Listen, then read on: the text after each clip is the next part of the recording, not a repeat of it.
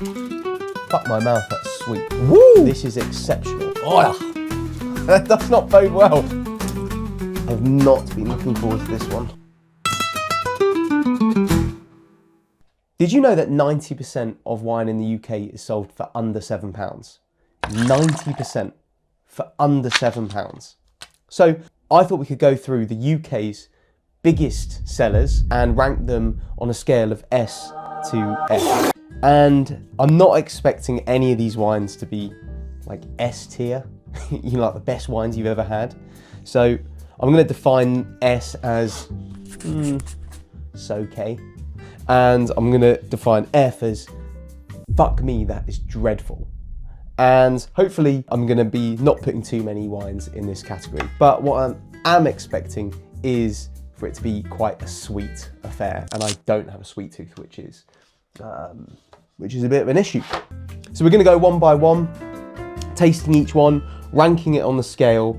And at the end of it, we will have tasted every single big seller in the UK. And as ever, please do give us a like, give us a subscribe so we can keep bringing you daft wine content. Wine number one on the docket is Hardy's Crest Sauvignon Blanc.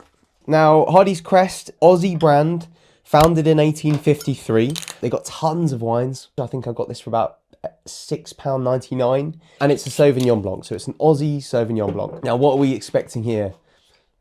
Citrus, maybe a bit of gooseberry, I don't know. Classic Sauvignon Blanc.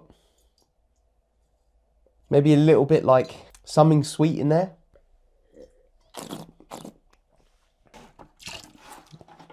It's quite sweet. So on the nose, you think it's going to be like a dry Sauvignon Blanc. It's going to have the grassy flavours. It's going to have the bit of gooseberry, a bit of cat's piss, as some people like to say. But it's very lemony, and on the palate, it's very sweet. Very sweet is going too hard, but Hardy's Crest.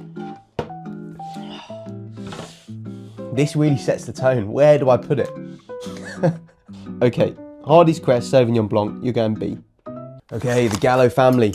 So Gallo family is founded in 1933, is Californian, and you know, an absolute behemoth. They own some of the world's biggest brands. They own hundreds of them.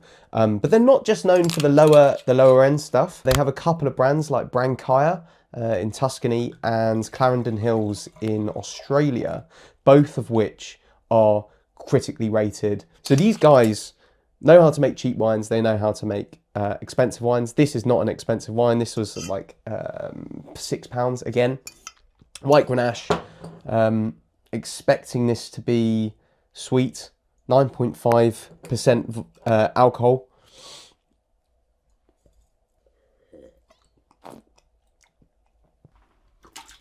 Fuck my mouth, that's sweet. Oh, that does not bode well. Okay, so now we know Hardy's Crest is not sweet. I might have to bump it up. That tastes like liquefied candy floss. Liquefied candy floss, watermelon, melon. Sorry, Gallo. You're gonna go in the fuck me, that's horrendous. Fuck me, you're horrendous. So I've got a funny story about this one. Recently, I did my WSET level 3, passed it with a distinction. And the reason why I say that is because I know a few of you are thinking I don't know what I'm talking about. Anyway, so they handed out this quite early on in the course. And the WSET level 3 is all about, can you taste quality? Like, can you identify between average wines or unacceptable wines and exceptional wines? And they handed this out, and this was one of the first blind taste testings we did. And it was clearly done to catch you out because this is like £7.99. And I thought it was one of the most outstanding wines that I'd ever tasted in my life. And I was, you know, looking around class being like, this is insane. I wonder how much they spent on this one. Turns out £7.99. Aussie wine, compared with some of the other brands that we're talking about today, this is like a baby. This was founded in 2001, I think, and quickly rose to global dominance because it just made wine really accessible. Let's give it a smell. And honestly, if I don't put this in S, surely I'm being completely disingenuous, because when I was doing the WSET, I thought, this is exceptional. The reason why I thought it was exceptional is because it's so pronounced. So when you're smelling it, it's bursting berries. It is black pepper, like a sweet baking spice.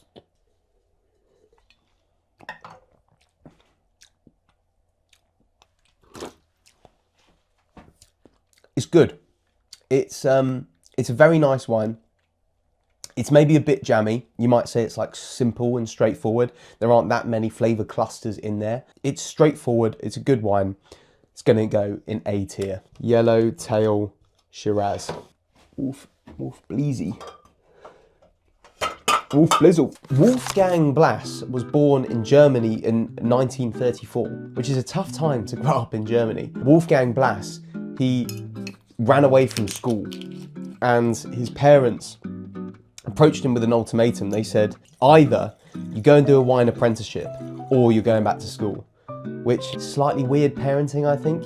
Go and become a winemaker or go back to school, because those are the only two things you can do. He did an apprenticeship in France. I don't know how that would have been received. A young German man in the sort of late 1940s doing an apprenticeship in Champagne, but that's what he did. And then once he had finished that, he went to Australia and founded the company Wolf Blass. Cabernet Sauvignon, smells good. It's full of that green pepper, that green bell pepper, herbaceousness.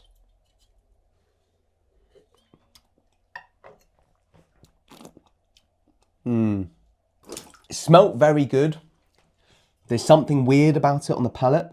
Is it strong? Oh yeah, it's strong. 14.5%. That's the weird thing. It's all right. It's all right. It's going in B. On the nose, smelt great. Like a real classic Cab Sav.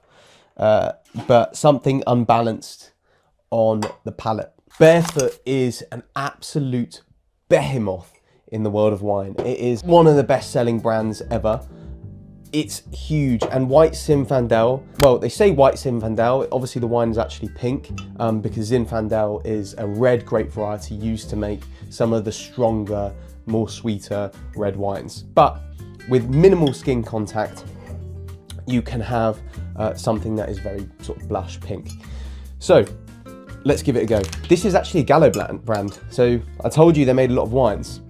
They have two of the biggest rosé brands in the world. It smells awful.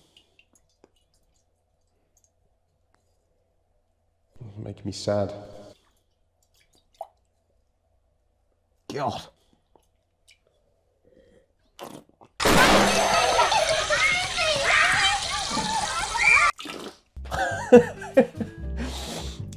I'm being silly, but that is a sweet wine.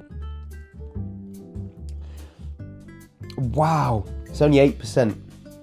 So there's a lot of residual sugar in there. It's sherbety. It's strawberry sherbet. There's no other way to describe that wine.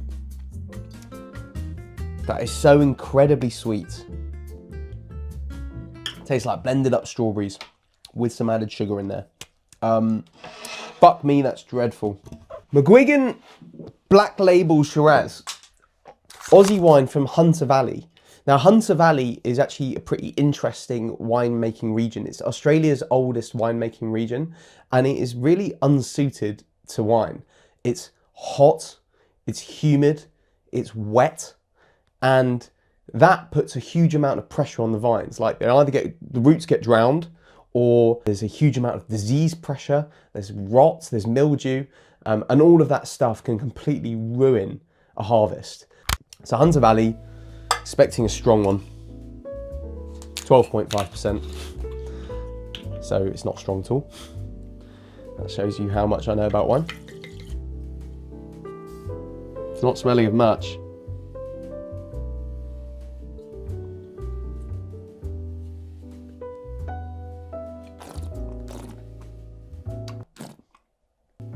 That's sweet. I was hoping for something like stronger, more tannic, more peppery, more spicy.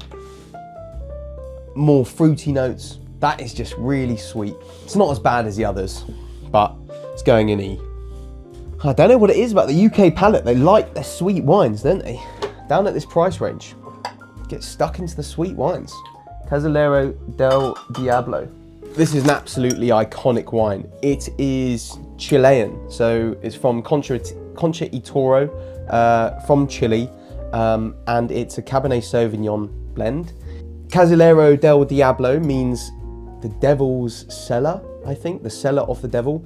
And when Mr. Concha y Toro was experimenting with these wines in his cellar, he wanted to stop like ruffians from the village breaking into his cellar, so he spread the rumor that there was devils living in his cellar, and that kept people off the wine somehow. Superstitious lot, the Chileans. But what are we expecting here? So Chile is like a great place to grow wine. It's kind of perfect climate, lots of altitude, lots of proximity to water. So this should be great. A bit like the other Cab Sauv, the Wolf Blass. Herbaceous, green pepper, very nice. Nice nose.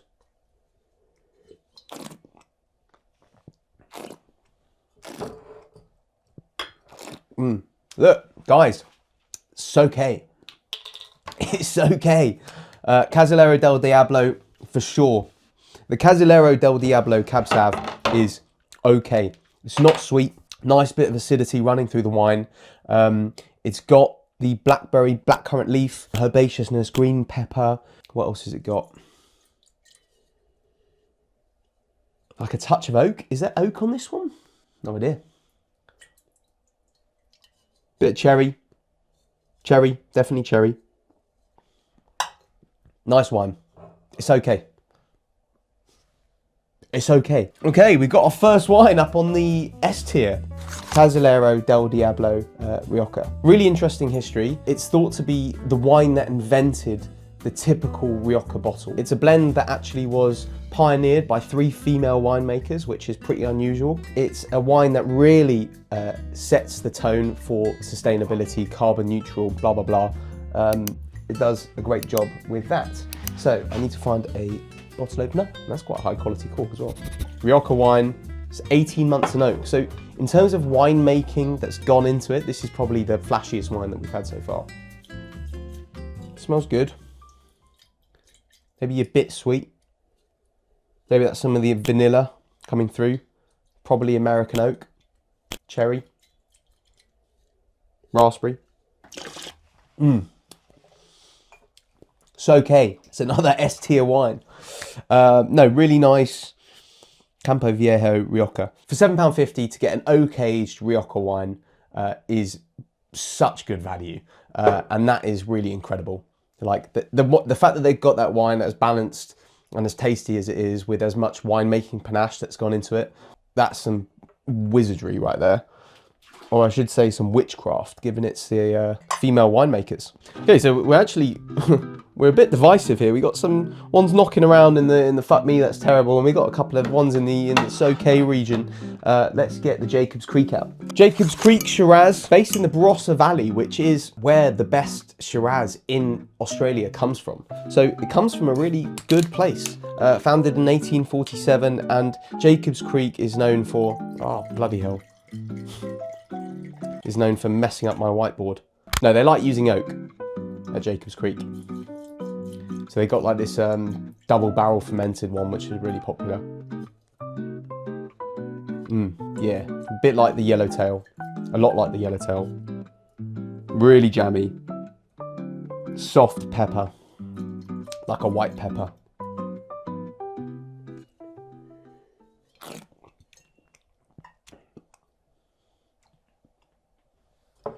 Yeah, it's fine. It's fine. It's a little bit out of balance, so it tastes stronger than it is. It's 14%, but it tastes quite strong, and it's got quite a lot of sugar in it. I'm gonna rank it lower than the yellowtail, C tier, but I'm gonna have to write around the wine splodge. There we are, Jacobs Creek Shiraz. This has got to be the most wines that anyone has opened and drunk so little. This is Probably the biggest seller in the UK. It's a white Zinfandel. It is grown, I think it used to be grown in California, and then they moved the vineyards to Spain because it was cheaper. I don't know if that's public knowledge, but let's give it a go. What does it say on the back? Ever wondered what sunshine tastes like?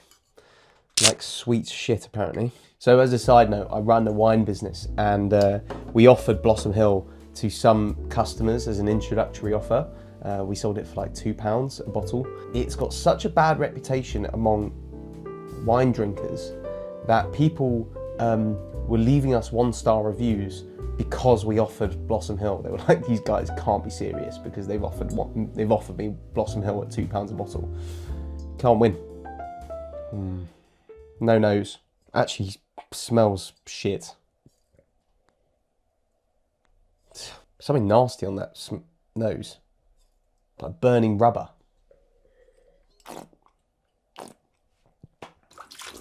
It's just so bad. If you drank like half a bottle of that, you would wake up with the most infernal hangover you could possibly imagine. That is horrendous. And it's going to fuck me up dreadful. Final wine of the bestsellers. It is a wine called 19 Crimes. 19 Crimes, the story is English prisons in the back end of the 18th century got so overcrowded that they needed to send convicts to Australia. If you were convicted of one of these 19 crimes, you got exiled to Australia. I looked at these 19 crimes and there's a big range. So one of the crimes is stealing fish, and then another of the crimes is assaulting with intent to robbery or grave robbery. Now, I don't know about you, but if I was on a boat going to Australia with a bunch of convicts and I'd stolen a fish and I was sat next to someone who used to rob from graves, I don't think that's a very cohesive society. I stole a fish, yeah, but I still think I'm less distasteful than the person who was robbing graves. This wine is, yeah, super popular. It's really well rated. Of all of these, I think it's the highest rated on Vivino. It's like 4 stars with, 100,000 ratings or something.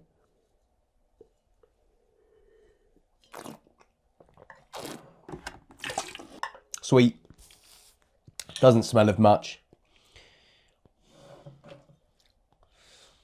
It's a nothing wine. Am I being fair? Or have I just had a lot of bad wine? Sorry. I had D tier.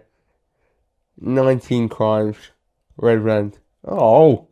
So there you have it. That's the UK's best-selling wines, rated from best to worst.